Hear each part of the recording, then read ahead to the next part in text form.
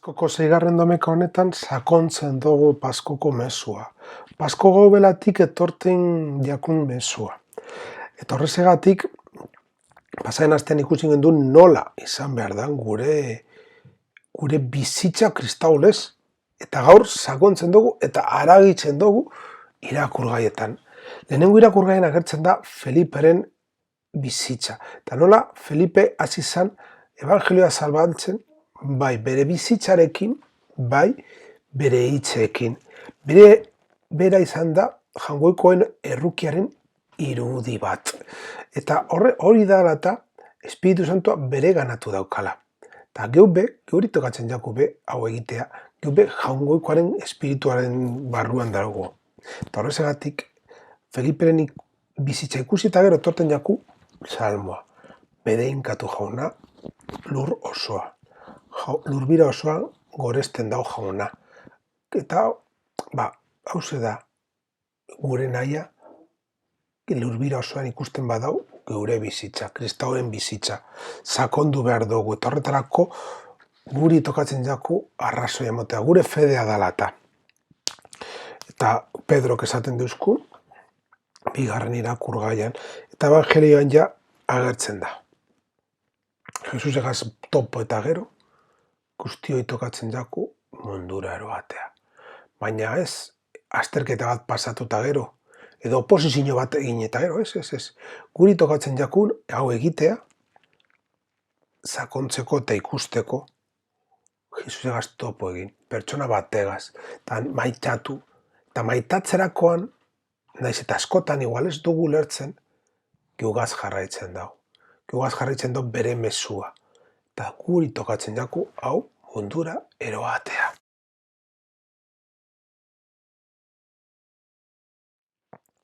Otoitz kolekta. Otoitz hau deko 3 zati desberdinak. Alde batetik, Kristok eragindako posa, berpizkundea dalata. Bigarrena, Pasko hauean ospatu genduna, geure bizitzetan ezin dugu ahaztu, sakondu behar dugu. Eta 3. partea, gure bizitzarekin adierazi behar dugu deukagun postasuna. Guk egizaten duguna, gure ekintzekin esan behar dugu be. Jesukristoren misterioan, berpiztuaren misterioa ospatzen dugu. Eta kristauok astero ospatzen dugu domekian, baina Paskoaldian era berezi batean ospatu behar dugu. Hori dela eta gure ospakizunak postasunez betea egon behar dira. Eta nik badakin momentu honetan nahiko zaila dala postasuna eukitzea, bizi izan dugun egoera dala eta.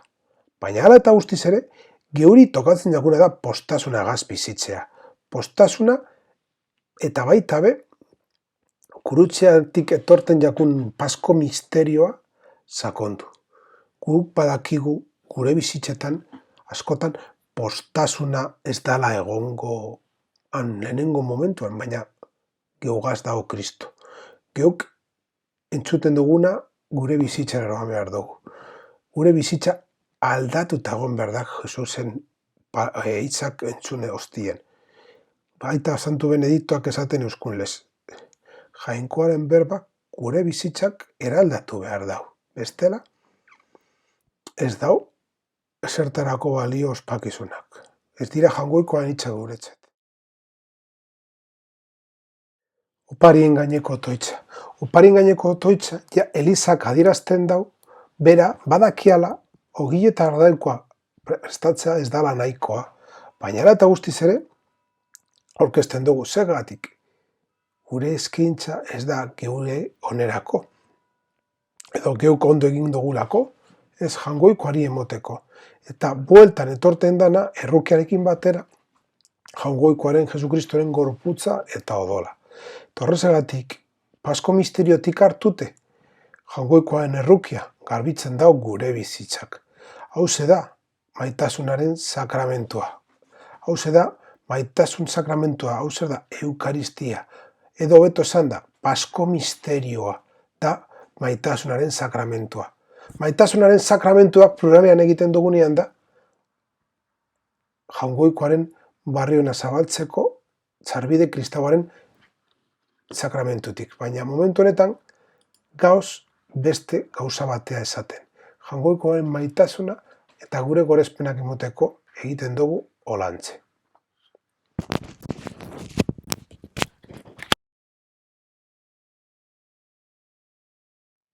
Paskoko bosgarren prefazioa. Bosgarren prefazioa da Kristo, abade eta opari.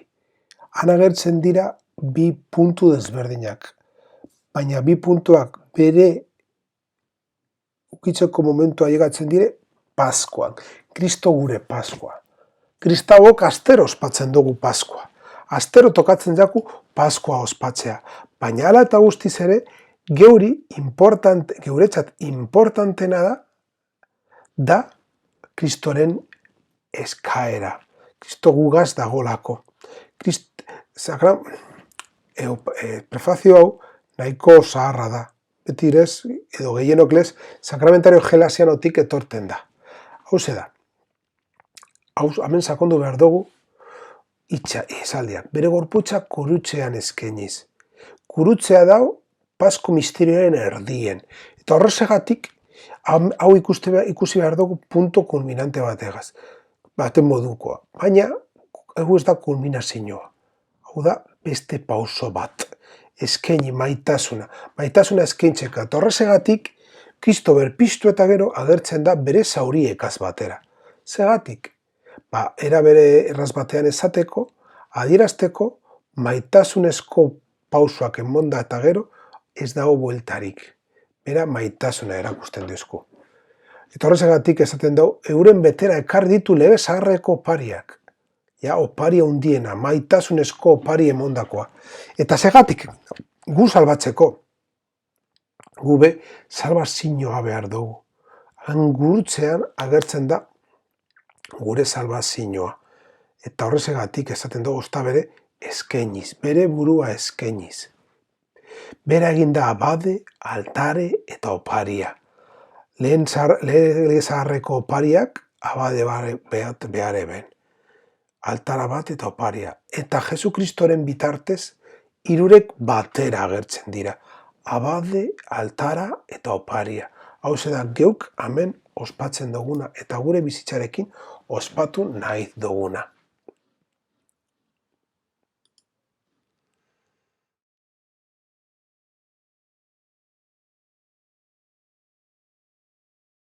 Lehenik eta behin, nik esango nuke esaldi otoitza hobeto esan da.